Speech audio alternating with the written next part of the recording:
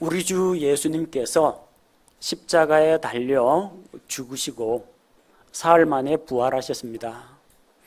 부활하신 주님께서 여인들에게 나타나서 자기 부활한 모습을 보여주셨습니다.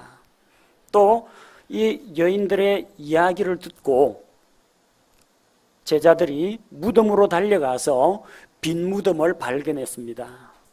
과연 주께서 죽은 자들 가운데에서 일어나셨다, 이 사실을 깨달았습니다. 또한 주님께서 그들에게 찾아오셨습니다.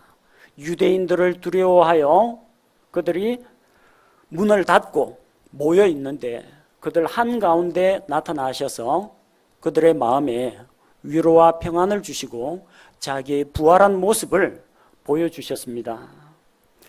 하지만 제자들은 머지않아 마음에 낙심이 되고 하나님께서 그들에게 주셨던 본래의 사명을 잊어버리고 다시 제자가 되기 이전의 생활로 돌아갔습니다. 그들 가운데 이제 바람잡이가 또 한 명 있죠.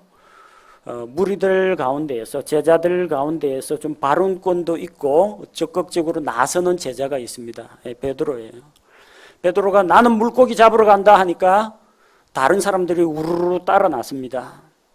우리도 따라가겠다 해서 갈릴리 바다에 물고기 잡으러 갑니다. 그래서 7명의 제자가 디베랴 바다, 갈릴리 바다에 물고기 잡으러 갑니다. 예수님께서 그들을 사람을 낚는 어부로 부르셨습니다.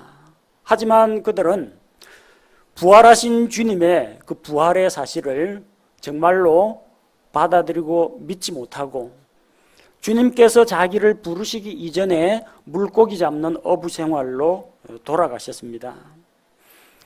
주님은 이 제자들을 결코 포기하지 않으셨습니다.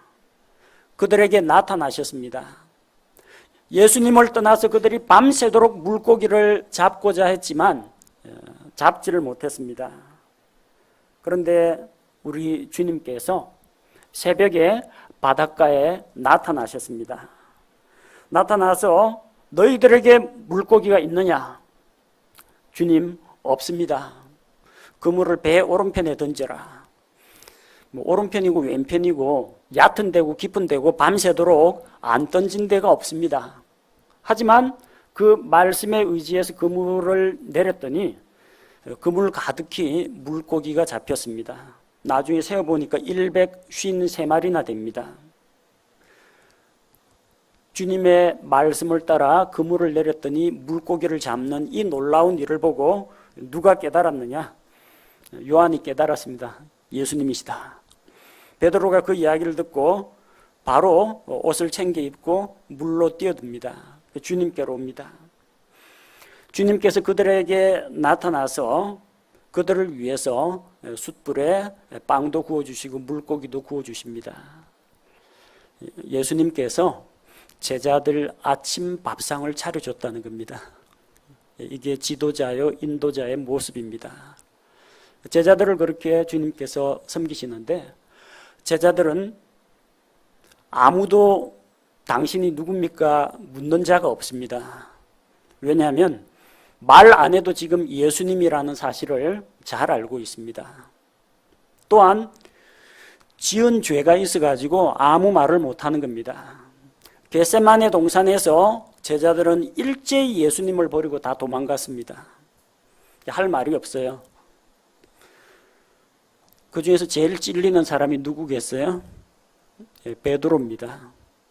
다른 사람들은 다 주님을 부인할지라도 딴 사람들은 일단 제껴놓고 나는 주님을 배반하지 않겠습니다라고 호언장담했습니다. 자기만 예수님 부인 안 한다 하면 되지 다른 사람은 걸고 넘어져가지고 딴 사람들은 다 주님을 부인할지라도 저는 안 그러겠습니다 했는데 그날 새벽 수탉이 울기 전에 3번이나 주님을 부인했습니다. 저주하고 맹세하면서 예수님을 모른다고 부인했습니다. 지은 죄가 있어가지고 이제 아무 말도 못하는 겁니다. 예수님께서 제자들에게 본문 말씀을 보니까 한마디도 책망의 말씀을 하지 않습니다. 너희들 3년 반 동안이나 가르쳤더니 기껏 한다는 게 나를 팽개치고 다 도망을 가? 이 괘씸한 제자들에게 야단이나 호통을 치지 않았습니다. 베드로를 호명해서 야 베드로야 너 그럴 수 있느냐? 그렇게 자신만만하게 이야기하더니 어쩌면 나를 그렇게 저주하고 맹세하면서까지 모른다고 부인할 수가 있느냐? 야단을 치지 않으셨습니다. 주님께서는 베드로를 회복시키십니다. 베드로에게 주님께서 물어보십니다. 베드로야, 너는 나를 사랑하느냐?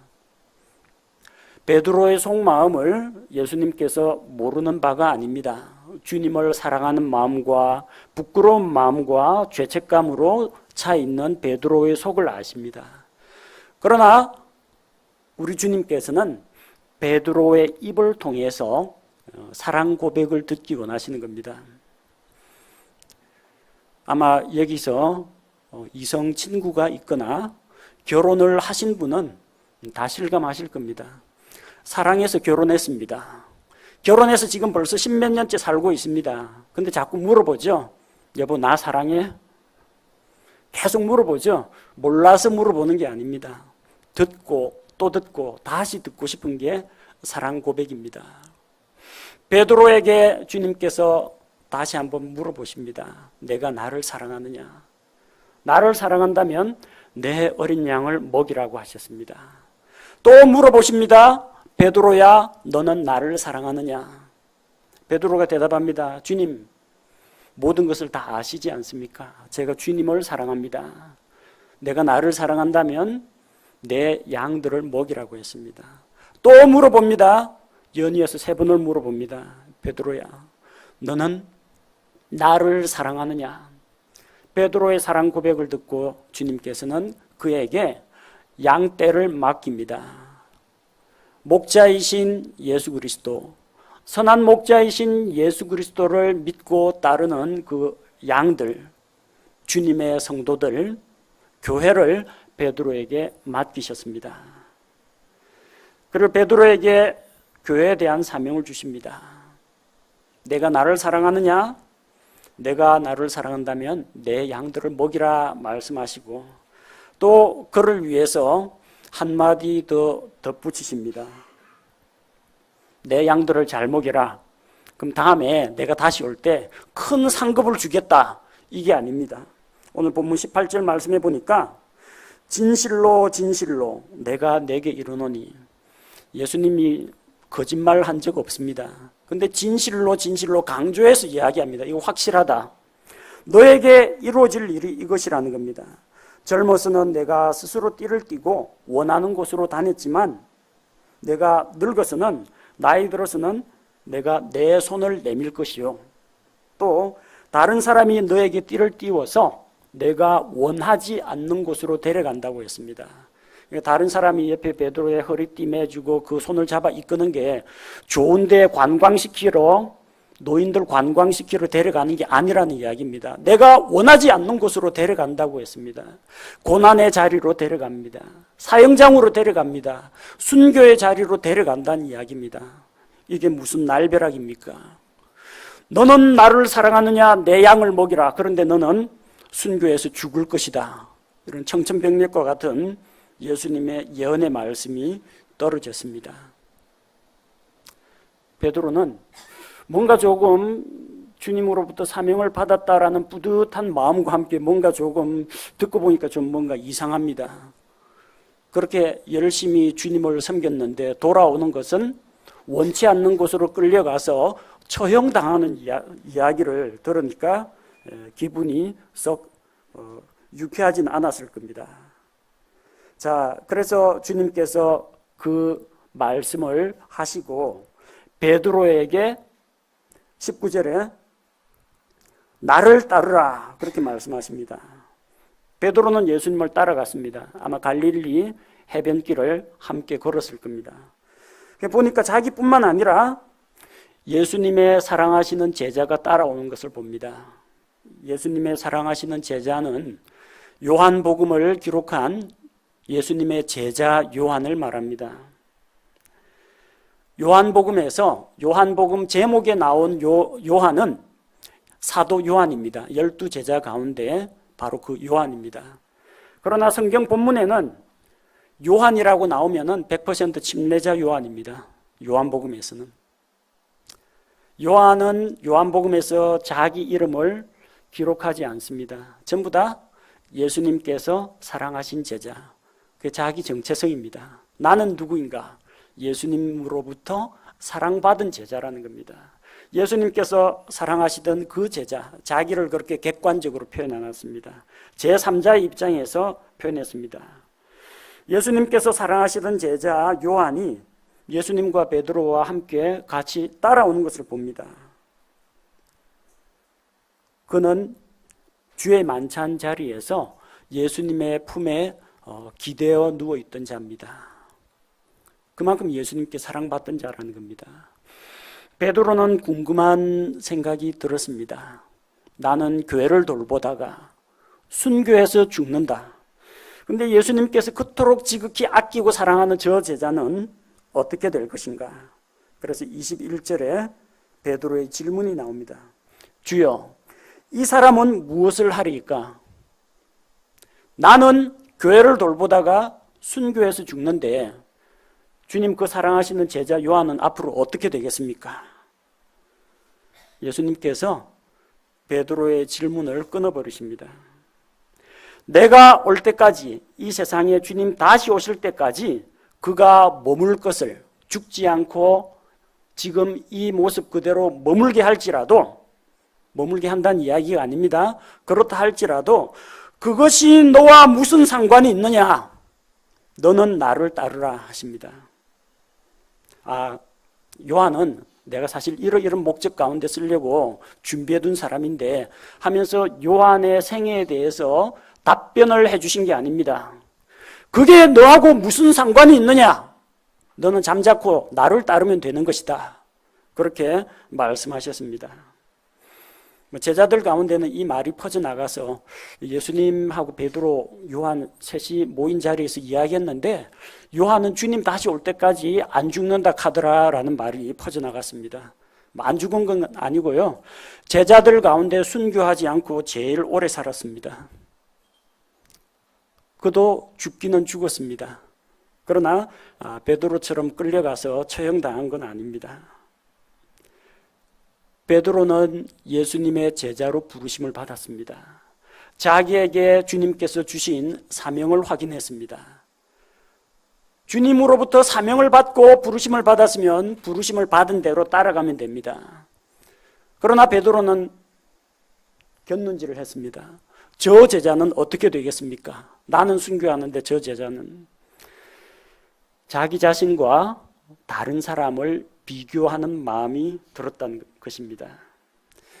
우리가 사람이기 때문에 일상생활 하다 보면 끊임없이 이것저것을 따지고 비교합니다. 여러분 스마트폰 구입할 때 어디 구멍가게에서 사탕 사 먹듯이 스마트폰 하나 주세요. 그렇게 사는 사람은 아무도 없습니다. 절차를 거치죠. 들어가가지고 거기서 말하는 상담이라는 걸 받습니다. 휴대폰 상담 받으면서 요금제 뭐 쓰고 있는지 물어보고, 그 다음에 이게 원가가 얼마인데 어떤 서비스를 주는지, 할부 원금이 얼마인지, 거기에서 다달이 들어가는 게 얼마인지, 어떤 혜택이 있는지 다 들어봅니다. 그리고 또 통신사를 뭘로 할 건지, 기종을 뭘로 할 건지 다 따져보지 않습니까? 이거 저거 중에서 비교해보고 그 중에서 제일 나은 것을 고릅니다. 여러분에게 만약 친구들이 있다면 아마 마음속으로 비교하는 마음이 들 겁니다. 성격은 저 친구가 좋고 인상은 저 녀석이 좀 괜찮은 것 같고 공부는 누가 더 잘하고 마음속으로 이 등급이 매겨집니다. 집안에서도 마찬가지죠. 똑같이 아버지, 어머니 밑에서 태어난 아들인데도 또 그 중에서도 비교하는 마음이 일어납니다. 이삭과 리브가는 야곱과 에서라는 두 아들을 두었습니다. 이삭은 야곱을 그다지 좋아하진 않았습니다. 이삭은 에서를 더 좋아했습니다. 남자답다고 사냥을 잘해가지고 가족들에게 고기를 제공하는 에서를 또 맏아들이고 하니까 더 좋아했습니다. 리브가는 집에서 엄마 쫄쫄 따라다니면서 장막 일을 도와주는 야곱을 더 좋아했습니다. 자기 기준으로 호불호가 갈립니다. 내가 보기에는 이 아들이 더 귀엽고 이쁘다. 내가 보기에는 이 아들이 더 낫다. 똑같이 자기들이 낳은 아들인데도 이게 비교하는 마음이 생긴다는 겁니다. 집에 외아들 있으면은 비교의 대상이 없겠죠. 그냥 올인합니다. 무조건 이 아들 혹은 이 딸 이럽니다만 아들 둘 있거나 딸 둘 있으면요. 안 하려고 해도 자연히 좀 비교가 됩니다. 저 역시 마찬가지입니다. 성경 인물 가운데에서 누구를 좋아하느냐, 어떤 배우자 상을 원하느냐, 그래 물어보면요, 이거저거 비교 조건들이 꽤 많습니다. 다윗과 같은 신앙을 가진 사람이면 좋겠고요. 거기에 솔로몬의 재력을 가졌으면 좋을 것 같고요. 요셉과 같이 단정한 용모에 삼손처럼 힘이 좋았으면 좋겠습니다. 그런 형제가 만약에 있다면, 없을 것 같은데 있다면 그 형제가 너를 좋아할 것 같니? 자기 기준에는 뭐는 누가 낫고, 이거는 옛날에 사귀던 그 남자친구가 낫고, 또 이거 매너는 옛날 저 친구가 나은 것 같고, 그런데 또 어떤 면에서 재력은 제 집이 좀 부자고, 다 이거 비교하고 따집니다. 자, 그렇게 하다 보면은 좀 피곤해집니다. 자기도 피곤해지고 비교당하는 사람도 힘들어진다는 겁니다. 자신과 자신의 처지를 다른 사람과 다른 사람의 환경에 비교하는 것은 어리석습니다. 요즘 흔히들 청년들 금수저, 은수저 타령하죠. 누구는 부모 잘 만나가지고 이렇게 빨리 성공하는데 우리 부모님은 나한테 뭐 해줬느냐? 자기 부모님을 다른 집 부모님과 비교하는 사람도 있습니다. 부모님 역시 마찬가지죠. 자녀 성적표 딱 받아보고 엄마 친구 아들은 이번에 전교 1등 했다는데 엄마 친구 아들, 엄마 친구 딸 나오면 또 이 자녀들이 또 별로 안 좋아합니다. 엄마 나는 그 집 아들 아니거든. 나는 엄마 아들이거든. 그러는데 꼭 이 자기 아들을 남의 집 아들하고 남의 집 딸하고 비교하는 분들이 또 들어 있습니다. 부부간에도 또 마찬가지입니다. 비교합니다. 옆집 철이 아빠는 이번에 부인한테 생일 선물로 목걸이 해줬다는데 어쩌라는 말은 안 합니다. 그랬다던데 이야기합니다. 또 남편은 남편대로 누구는 어쨌다더라 하면서 다른 집 여자하고 자기 아내를 비교하는 경우도 있습니다. 비교하는 것이 자기 자신에게는 자기가 갖지 못한 것, 자기에게 없는 것 이런 걸 동경하는 그런 마음은 일겠지만 그렇게 하다 보면 문제 해결은 안 됩니다. 자기가 비참하고 괴로워집니다. 비교당하는 사람도 불쾌해집니다. 이거는 신앙생활에 있어서도 마찬가지입니다. 하나님은 왜 나에게는 이러한 능력을 안 주시고 저 형제에게만 주셨는가? 왜 하나님은 저 자매에게 저런 일을 맡기셨는데 나한테는 이런 걸 맡기지 않는가? 다 이유가 있습니다. 근데 그걸 가지고 자신과 다른 사람을 비교하면 괴롭습니다. 분쟁이 일어납니다. 교회가 소란스러워집니다. 그래서 오늘 우리 설교 제목이 다른 사람과 비교하지 말랍니다. 비교하지 마십시오. 정 비교할 게 있다면요. 예수님 믿기 전에 내 모습하고 지금 내 모습하고 비교해 보십시오. 1년 전에 신앙생활 할 때 내 수준하고 지금 신앙생활 수준하고 비교해 보십시오. 내가 얼마나 변화되었나, 얼마나 성장했나. 남하고 비교하실 필요 없습니다. 왜 비교하지 말라고 하느냐? 똑같은 사람이 없기 때문입니다. 예수님이 베드로와 요한을 부를 때 그들은 똑같은 쌍둥이가 아니었습니다. 그들을 제자로 삼으실 때 야고보와 요한 이 두 형제에 대해서는 보아너게 천둥의 아들이라는 이야기입니다. 마가복음 3장 17절에 보니까 또 그분께서 보아너게 곧 천둥의 아들들이라는 이름을 더해 주신 세베대의 아들 야고보와 야고보의 형제 요한과, 나중에 요한이 철이 들고 나서 요한 1서, 요한 2서, 요한 3서 기록할 때는 사랑하는 자들아 우리가 서로 사랑하자 하면서 사랑의 사도였지만, 복음서에 나타나 있는 요한은 성질이 정말 불같습니다. 사마리아를 통행하려고 하는데 사마리아 사람들이 길을 안 열어줍니다. 갈릴리 지방에서 남쪽으로 쭉 사마리아 거쳐서 유다로 가야 되는데 그 유대 땅 예루살렘에 가는 거 알고 마을 입구를 막고 안 비켜줍니다. 돌아서 가라는 거예요. 어디 돌아가요? 저 갈릴리 호수 건너가지고 강 건너가지고 요르단강 줄기 따라서 남하합니다. 여리고 맞은편에서 다시 요르단강 건너서 예루살렘 가라는 이야기입니다. 요한은 절제가 안 됩니다. 부글부글 끓어오릅니다. 그래서 예수님께 이야기합니다. 예수님, 저 괘씸한 마을들 하늘에서 불이 내려와 갖고 확 태워버리도록 우리가 기도할까요? 그럴 정도로 급합니다. 시기 질투심은 얼마나 많습니까? 야고보, 요한, 베드로, 야고보, 요한, 예수님 수제자입니다. 이 세 사람이에요. 예수님이 12제자 데리고 다니면서도 요 세 사람은 항상 같이 다녔습니다. 베드로, 요한, 야고보. 야이로의 딸을 살릴 때에도, 변화산 올라갈 때에도 요 세 사람은 데리고 다녔어요. 근데 야고보하고 요한이 걱정이 됐습니다. 나중에 주님의 왕국이 임하면 한 사람은 예수님 오른팔, 한 사람은 예수님 왼팔 해야 되는데 자기 형제가 두 개 다 가져가기는 힘들 것 같아요. 베드로 때문에. 그래서 엄마 데리고 오죠. 자기 엄마 데리고 와가지고 나의 이 두 아들을 하나는 주의 왕국에서 오른편에 하나는 왼편에 앉혀달라는 청탁을 넣습니다. 베드로가 얼마나 기분 나빴겠습니까? 아니 다른 제자들이 모두 다 분개했다고 합니다. 그만큼 이 사랑의 사도가 아니라 그 당시에는 성질은 불같고 남한테 지는 것은 지는 꼴은 죽어도 못 보는 그런 사람입니다. 베드로는 또 그런 기질이 아닙니다. 요한복음 1장 42절에 보니까 예수님께서 내가 요나의 아들 시몬인즉 게바라 불리리라. 게바, 돌이란 이야기입니다. 베드로 돌이란 이야기입니다. 예, 돌처럼 좀 우직하고 강직한 그런 성품, 그걸 가지고 있는 게 베드로 스타일입니다. 자, 이 요한과 베드로에게 예수님께서 맡기신 게 다릅니다. 요한에게는 뭘 맡겼느냐?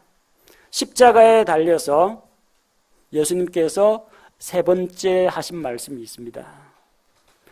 자기 어머니 마리아를 보고 여자여 당신의 아들을 보십시오. 그리고 그 밑에 사랑하는 제자 요한이 있는 것을 보고 보라 내 어머니라. 그 뒤에 그 제자에게 이르시되 내 어머니를 보라 하시니 그때부터 그 제자가 그녀를 자기 집으로 모십니다. 사도 요한이 예수님의 어머니 마리아를 모셨습니다. 베드로에겐 뭘 맡겼어요? 내가 날 사랑한다면은 내 양들을 먹이라. 아니 베드로한테는 교회를 맡기시고 나한테는 자기 엄마를 맡기고, 예수님 이거 세상 참 안 공평합니다. 비교하는 마음 안 생기겠습니까? 왜 누구한테는 교회의 지도자로 하고 나는 자기 어머니 마리아를 잘 부탁한다 맡기시니까 요한도 솔직히 좀 억울한 마음이 들었을 겁니다. 그래서 사실 좀 억울한 일을 많이 당했습니다. 예수님이 부활하시고 마리아 모시고 사는 게 아니죠. 승천하셔야 됩니다. 땅에 남아있는 동안 마리아를 돌봐달라고 하니까 자기 집에서 요한이 모셨습니다. 그래서 환란이 일어나면 마리아 손 붙잡고 도망가야 됩니다. 여기서 핍박이 일어나면 밤에 짐 싸들고 도망쳐야 됩니다. 다른 사도들, 다른 제자들 다 순교하는데 요한은 순교하고 싶어도 순교 못합니다. 이 순교하면 마리아는 누가 지킵니까? 그러니까 이리저리 떠돌고 도망가고 하다 마침내 에베소에까지 가서 에베소 지역에서 사역을 했습니다. 나중에 순교도 못하고 거기에서 황제 숭배를 거부하는 목회자다 해가지고 파트모스 반모섬에 귀향을 갔습니다. 유배됐습니다. 그 반모섬에서 주님께서 보여주시는 마지막 날들의 그 계시를 보고 요한계시록을 기록했습니다. 그 다음에 트라이안 황제 때 다시 복권이 돼가지고 귀향은 풀렸는데 고령으로 죽었습니다. 다른 제자들 다 순교했는데 순교도 못했습니다. 근데 그럴 수밖에 없어요. 이 천둥 같은 요한을 그냥 놔두면 이 불같은 성질에 홧김에 뭔 일을 저지를지 모르는 사람입니다. 그래서 혹덩이를 하나 안겨줘야 됩니다. 엄마를 잘 부탁한다. 경거망동하지 마라. 그리고 너 죽을 때까지 우리 엄마를 좀 지켜다오. 그러니까 이 성질은 불같이 확 올라오더라도 어쨌든 마리아를 지켜야 되니까 근신하고 조신하게 살아가는 겁니다. 모든 사람이 베드로가 될 수는 없습니다. 모든 사람이 요한이 될 수는 없습니다. 모든 사람이 백세까지 살 수는 없습니다. 모든 사람이 다 순교자가 될 수는 없습니다. 사람들마다 각기 주님께서 맡기신 게 다르다는 겁니다. 그들의 마지막도 다릅니다. 베드로는 나중에 주님을 위해서 옥에 갇히고 또 원치 않는 곳으로 끌려가서 결국은 처형당하게 됩니다. 요한은 주님께서 다시 오실 때까지 머물게 할지라도 뭔 상관이 있나 했는데 실제 안 죽고 주님 오실 때까지 남아있는다는 이야기가 아니고 가장 마지막까지 살아남았습니다. 베드로와 요한이 같지 않은 것처럼 여러분 자신과 여러분 주변에 있는 다른 성도들은 결코 같지 않습니다. 여러분의 자녀가 다른 집 자녀하고 같지가 않습니다. 여러분 남편과 여러분 아내는 이웃집 남자나 이웃집 여자하고 결코 같지가 않다라는 것을 먼저 인정해야 됩니다. 베드로와 요한이 얼마나 다릅니까? 베드로는 어부 출신입니다. 똑같이 갈릴리 해변에서 부르심을 받았습니다. 마가복음 1장 16절에 보니까 시몬과 베드로죠. 그의 형제 안드레가 바다에 그물 던지는 것을 보시니 그들은 어부더라. 이 사람들은 갈릴리에서 잔뼈가 굵은 가난한 어부들입니다. 요한은 마가복음 1장 20절에 보니까 주님께서 그들을 부르시니까 그들이 자기들의 아버지 세베대를 품꾼들과 함께 배에 남겨두고 그분을 따라가니라. 자기 아버지 세베대는 선주입니다. 다른 어부들은 배를 상내어 가지고 고기잡이를 하는데 요한 집은 부자입니다. 아버지가 선주고 거느리고 있는 품꾼들도 많이 있어요. 그러니까 부유한 집안 환경입니다. 원래 출신 자체가, 가정 환경 자체가 같지 않습니다. 성격도 다릅니다. 베드로는 솔직 담백하기 때문에 다른 사람 눈치를 잘 안 보고 먼저 전면에 뛰어듭니다. 예수님께서 한밤중에 물 위로 걸어오는 거 보고 자기도 그거 하고 싶단 말입니다. 예수님께 말씀드렸습니다. 주님, 저를 명하여 물 위로 걸어오라고 좀 해주십시오. 자기도 물 위를 걸어보겠다는 겁니다. 걸어갔어요. 다른 제자들은 아무도 그 신청 안 했습니다. 물 위를 걷다가 결국은 의심하다가 빠져들어갔지만 예수님이 건져주었습니다. 적극적으로 나서는 타입이기 때문에 가장 주님 앞에 신뢰받기도 했고 가장 사고도 많이 쳤습니다. 가이사랴 빌립보에서 우리 주님께서 제자들에게 물어봅니다. 사람들이 나를 누구라고 하느냐? 어떤 사람은 구약시대 엘리야라고 합니다. 어떤 사람은 예레미야 대언자라고 합니다. 어떤 사람은 구약시대 또 뭐 다른 대언자라고 합니다. 어떤 사람은 침례자 요한이 다시 살아났다고 합니다. 그거 말고 너희는 나를 누구라고 생각하느냐? 너희는. 다른 제자들도 같은 생각이었을 겁니다. 누가 나섰습니까? 베드로가 나서서 고백합니다. 주는 그리스도시요 살아계신 하나님의 아들이십니다. 다른 제자들은 예수님을 불신했느냐? 아닙니다. 베드로처럼 솔직담백한 이 성격에는 직접적으로 혹시 뭐 실수하고 야단 맞을지라도 거리낌 없이 발표를 먼저 해버립니다. 겟세마네 동산에서 주님께서 대제사장들의 부하들에게 잡히게 되었을 때 다른 제자들은 두려워했지만 베드로는 칼을 뽑아가 휘둘렀습니다. 그래서 대제사장 종의 목을 날리려고 했는데 빗나가가지고 귀를 잘라버렸습니다. 그만큼 우직한 그런 스타일입니다. 잔머리 굴리거나 그런 거 없습니다. 요한복음 20장 4절에서 6절에 보면 여인들이 전해주는 소식을 듣고 돌무덤으로 달려간 두 제자가 있습니다. 베드로가 있고 주께서 사랑하시던 그 제자가 있었는데, 달리기는 요한이 더 빠릅니다. 요한이 베드로보다 먼저 달려가지고 무덤에 도착했습니다. 안 들어갔습니다. 베드로는 헐레벌떡 뒤늦게 도착해가지고 오자마자 무덤에 바로 들어갔습니다. 그래가지고 빈 무덤을 확인했습니다. 그제서야 요한이 들어갑니다. 몸살입니다. 위험한 거는 안 합니다. 안전하다는 게 확보돼야만 들어갑니다. 어쩌면 좀 얌체 같은 그런 기질도 있습니다만, 어쨌든 베드로만큼 그렇게 직접적으로 뛰어들거나 그러지는 않습니다. 디베레아 바다에서 오늘 부활하신 주님을 만났을 때 요한은 척 보고 그분은 주님이시다 먼저 말했습니다. 하지만 예수님께로 뛰어가는 것은 베드로가 먼저입니다. 베드로는 자기는 몰랐는데 요한의 말을 듣고 어부에 겉옷을 걸치고 바로 물로 뛰어들었습니다. 성령님께서 오셨습니다. 성령님을 받은 모든 성도들이 예수 그리스도의 증인이 되었는데, 그 가운데 특히 베드로가 담대하게 하나님의 말씀을 증언했습니다. 성전 입구에 다리를 쓰지 못하는 구걸하는 사람이 있었는데, 베드로와 요한이 함께 성전에 기도하러 올라가다가 그 사람을 만났습니다. 둘 다 만났습니다. 근데 누가 그 사람을 일으켰습니까? 은과 금은 내게 없거니와 내게 있는 것으로 너에게 주노니 곧 나사렛 예수 그리스도의 이름으로 일어나 걸어라. 베드로가 말하면서 그 안진뱅이를 일으켰습니다. 요한이라고 능력이 없었겠습니까? 하지만 요한은 조금 소심, 그리고 몸살이고 신중하게 생각하는 스타일이고, 베드로는 행동이 앞섭니다. 두 사람의 죽음 역시 다릅니다. 베드로는 순교당했습니다. 요한은 순교할래야 순교할 수 없으니까 마지막까지 교회를 돌보았습니다. 마태, 마가, 누가 복음은 대략 AD 63년, 65년경에 기록됐습니다. 요한복음은 AD 90년경에 기록됐습니다. 그러니까 예수님께서 부활 승천하시고 나서 약 60년 이후, 그때는 신약교회가 다 세워진 그 무렵입니다. 교회가 거의 다 형성되었을 때 여러 가지 이단 사상들이 흘러 들어오기 시작합니다. 그 누가 방어했습니까?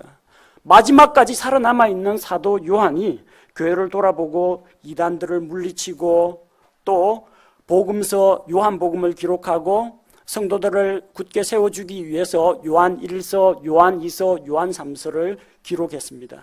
또 성경의 마지막 책 요한계시록을 기록했습니다. 그러다가 늙어 죽었습니다. 어떤 죽음이 더 가치 있습니까? 둘 다 하나님 앞에서 가치 있습니다. 어떤 삶이 더 보람이 있습니까? 둘 다 하나님 보시기에 아름다운 삶이라는 겁니다. 베드로는 베드로대로, 요한은 요한대로 주님께 쓰임받았습니다. 베드로전서 5장 1절에서 베드로는 장로요 그리스도의 고난의 증인이라고 합니다. 요한 3서 1장 1절에서도 요한은 자기를 가리켜서 장로라고 부릅니다. 같은 교회 사역을 했습니다. 순교를 하건 늙어서 죽건 하나님께서는 그들의 삶과 그들의 죽음을 통해서 영광을 받으신다는 것입니다. 따라서 사람들끼리 그 겉모습, 누가 어떤 재능을 가지고 있고 돈을 얼마나 많이 벌고 어떤 면이 뛰어나고, 이 비교해봤자 아무 의미 없는 겁니다. 사람들끼리 서로 비교하는 것은 어리석은 일입니다. 고린도후서 10장 12절에 보니까 우리는 자기 자신을 추천하는 자들과 감히 한패가 되거나 혹은 그들과 우리 자신을 비교하지 아니하노라. 오직 그들은 자기들을 기준으로 자기들을 판단하며 자기들 가운데서 자기들을 비교하니 지혜가 없도다. 자기 기준으로 비교하는 것 무의미합니다. 자기들과 다른 사람을 비교하는 거 어리석은 일입니다. 애초부터 같지 않은데 비교해서 뭐합니까? 비교하려거든요. 아까 말씀드린 것처럼 자기의 지난 모습과 오늘 모습을 비교해 보십시오. 내가 얼마나 성장했는지, 얼마만큼 변화되었는지. 예수님의 모습을 보고 비교하십시오. 내가 닮아가야 할 최종 목적지가 예수 그리스도의 완전한 형상에 이르는 것입니다. 성경 말씀을 통해서 하나님의 영광을 보고 우리 주님의 거룩하심을 보고 주님 아직 좀 멀었습니다. 조금 더 정진하겠습니다. 이렇게 비교해서 그 격차를 줄여나가는 과정이 영적 성장의 과정이요 성화의 과정인 것입니다. 우리는 서로 같지 않기 때문에 성격도 다르고 취향도 다르고 가정 환경이나 성장 배경이나 자기가 지금 처한 상황이 다르기 때문에 서로의 차이점을 인정하고 받아들여야 됩니다. 내가 다른 사람이 될 수 없는 것처럼 다른 사람을 나처럼 만들려고 해서는 곤란하다는 겁니다. 그리고 우리가 서로 같지 않다는 사실에 감사해야 됩니다. 고린도전서 12장 17절에서 18절 말씀을 보면 만일 온 몸이 눈이면 듣는 곳은 어디냐? 온 몸이 듣는 곳이면 냄새 맡는 곳은 어디냐? 그러나 이제 하나님께서 친히 기뻐하시는 대로 지체들을 곧 그것들 각각을 몸 안에 두셨느니라. 우리 몸이 전부 눈동자만 박혀 있다면 여러분 뭘로 걸어 다니겠습니까? 어떻게 음식을 먹을 수 있겠습니까? 여러분이 만약에 온몸이 손만 다 달려 있다면 어떻게 이 다리 같은 걷고 힘차게 달려가는 일은 누가 담당을 하겠습니까? 전부 다 교회 안에서 입만 살아있는 사람만 다 있다면요, 누가 들으려고 하고 누가 배우려고 하겠습니까? 다 가르치려고 하고 다 교회가 상당히 소란스러워질 겁니다. 우리 교회 안에 참으로 다양한 지체들이 있습니다. 부유한 지체도 있고 가난한 지체도 있고 강하신 분도 있고 연약하신 분도 있고, 누구는 힘쓰는 거 잘하시는 분이 있고 누구는 머리 쓰는 거 잘하시는 분이 있고 누구는 기획을 잘하시는 분이 있고 누구는 정리정돈을 잘하시는 분이 있습니다. 열심을 가지고 배우는 것을 즐거워하는 분이 있고 다른 사람이 물어볼 때 친절하게 상담해주고 가르쳐주는 걸 좋아하는 분들이 있습니다. 그게 다 같이 모여서 그리스도 안에서 한 몸을 이루고 있다는 거, 우리 그거 감사해야 됩니다. 특히 가정생활 하다 보면요, 부부는 닮아간다고 하지만 닮아간다고 하지 왜 닮아가느냐? 애초는 서로 닮지 않은 사람이기 때문에 그렇습니다. 저희 부부도 닮은 구석이 별로 없습니다. 제 아내는 좀 리더십이 있고 추진력이 있는데 저는 돌다리도 두들겨 보고 건너는 그런 스타일이라 뭐 한번 어디 여행 가려고 하면 되게 복잡합니다. 고민해야 되고 비용 걱정, 어디에서 뭘 어떻게 해야 될 건지 머릿속이 복잡해집니다. 그냥 가자! 이게 안 됩니다. 근데 둘 다 그런 사람만 모이면요, 어떡하겠습니까? 평생 휴가나 여행 못 갑니다. 또 둘 다 저지르고 쓰는 사람만 있으면 그것도 이 집안이 버텨나지를 못합니다. 서로가 이제 다른 점이 있기 때문에 상대방에게 없는 부족한 점들을 채워주고 도움을 주고 받을 수가 있는 겁니다. 같지 않은 것을 감사하십시오. 여러분의 남편이, 여러분의 아내가 여러분하고 같지 않다는 거, 그는 하나님께서 그 가정에 더 다양한 성격과 더 다양한 능력 그리고 더 많은 것을 할 수 있는 역량을 주셨다는 것과 똑같습니다. 여러분의 아이는 다른 집 아이하고 다릅니다. 자세히 관찰해 보세요. 자랑스러운 점이 참 많습니다. 여러분의 부모님 참 훌륭합니다. 적어도 여러분을 이 세상에 태어나게 생명을 주는 통로가 되신 분입니다. 그래서 비교하고 누가 높고 누가 낮고 이런 걸 따지지 마시기 바랍니다. 우리는 그저 주님께서 이 세상에 있게 하셨고 우리를 불러주시고 따라오라고 하셨으니까 그냥 따라가면 됩니다. 우리에게 적용할 부분을 찾아보시기 바랍니다. 나는 나 자신의 기준으로 나와 다른 사람을 비교하고 있지는 않은가? 하나님의 일을 하는 사람들은 서로의 사역을 비교하지 말아야 합니다. 하나님께서는 베드로도 사용하시고 요한도 사용하십니다. 다른 교회가 우리 교회보다 얼마나 더 발전하고 커졌는지 그게 우리하고 무슨 상관이 있습니까? 우리 교회 성도들이 영적으로 얼마나 성장했는지 그게 훨씬 더 중요한 일입니다. 다른 교회들이 우리를 어떻게 보고 어떻게 평가하는지에 신경 쓰실 필요가 없습니다. 우리 교회는 주님께서 부르신 그 목표를 향해서 나아가고 주님을 따르기만 하면 됩니다. 여러분의 가정에 적용해 보십시오. 자기 부모를 다른 집 부모하고 비교할 필요가 없습니다. 저는 불신 가정에서 처음 믿음 생활을 했습니다. 그때 어떤 걸 비교했느냐면 3대째 크리스찬 집안이라는 나를 교회로 인도한 그 친구하고 비교를 했습니다. 왜 우리 부모님은 예수님을 믿지 않는 것인가? 왜? 다른 거 다 제쳐놓고도 제발 믿는 가정에 태어났더라면 얼마나 좋았을까? 하지만 이웃집 아저씨가 아무리 좋아 보여도 여러분의 아버지만큼 여러분을 챙기고 사랑하지는 않습니다. 기억하시기 바랍니다. 부모님이 안 믿는 부모님이 있습니까? 복음 전해가지고 예수님께로 인도하십시오. 왜 우리 부모님은 부자가 아닌가? 여러분이 돈 벌어가지고 복양하시기 바랍니다. 자기 자신에게로 책임을 돌리고 자기 자신에게 적용하시기 바랍니다. 자기 멀쩡한 자녀들을 다른 집 자녀와 비교하지 마시기 바랍니다. 엄치나 엄친딸 그러죠. 엄마 친구 아들은, 엄마 친구 딸들은 이런 말로 자녀들에게 스트레스 주고 주눅들게 하지 마십시오. 정말 장점이 많고 잘 돌보고 바르게 잡아주면 크게 될 인물들입니다. 어떤 아버지가 자기 아들한테 이야기합니다. 이 녀석, 그렇게 놀고만 빈둥빈둥 놀고만 지내면 어떡하려고 그러느냐? 링컨은 내 나이에 뭘 했는지 아느냐? 아들이 이야기합니다. 잘 모르겠어요, 아빠. 하지만 링컨이 아빠 나이에 뭐 했는지는 알아요. 미국 대통령 됐어요. 비교하려다가 역으로 비교당합니다. 자기 배우자를 다른 사람하고 비교하지 마십시오. 아무리 옆집 남자가 능력이 좋고 아무리 옆집 여자가 예뻐도 나하고는 관계없는 사람입니다. 그 옆집 여자가 이쁘면 뭐하고 옆집 남자가 잘생겼으면 그게 여러분한테 무슨 상관이 있겠습니까? 가끔 어떤 자매들끼리 이야기하는 거 들어보면요, 내막도 모르고 제 아내에게 이럽니다. 자매님, 저런 사람하고 날마다 같이 사니까 얼마나 좋으시겠어요? 그럽니다. 몰라서 그럽니다. 우리 집에서 저하고 사흘만 한번 살아보십시오. 버텨낼 만한 사람 없을 겁니다. 저 이주옥 자매니까 그나마 버티고 소화를 하고 감당을 해줄 수가 있는 겁니다.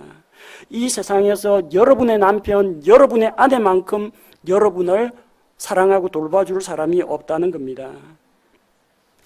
혹시 여러분의 배우자가 옆집 남자는 뭐 철이 아빠는 옆집 부인은 이런 이야기 나오거든요. 해줄 말은 하나입니다. 그것이 너와 무슨 상관이 있느냐? 너는 나를 따르라. 그것이 당신과 무슨 상관이 있습니까? 당신은 나만 챙기십시오. 나만 바라보십시오. 그렇게 답하면 됩니다. 베드로가 그러지 않았습니까? 자기는 교회 돌보다가 순교한다고 했는데 예수님에게 사랑받는 이 제자는 어떻게 되는지 그게 궁금한 겁니다. 예수님이 뭐라고 말씀하십니까? 그것이 너와 무슨 상관이 있느냐? 너는 나를 따르라. 답은 하나입니다. 왜 자꾸 옆에 사람 비교합니까? 주님만을 보고 따라가야 되는데 눈을 엉뚱한 데다 돌리니까 비교하는 마음이 생기는 겁니다. 22절 말씀을 기억하십시오. 그것이 너와 무슨 상관이 있느냐? 너는 나를 따르라. 아마 오늘 오후 한때 이게 우리 교회의 유행어가 될 것 같습니다. 우리 안에서 누가 더 나은지 비교를 하거나 우리 자신을 다른 사람이나 다른 가정, 다른 교회와 비교하는 것은 어리석은 일입니다. 우리를 옳다고 판단하실 분은 오직 주님이십니다. 우리가 그리스도의 심판석 앞에 나타나서 옳다고 인정받고 칭찬과 상급을 받기를 원한다면 눈을 옆으로 돌리지 마시고 믿음의 창시자요 또한 완성자가 되신 우리 주 예수 그리스도를 바라보면서 주님만을 바라보며 따라가시기 바랍니다.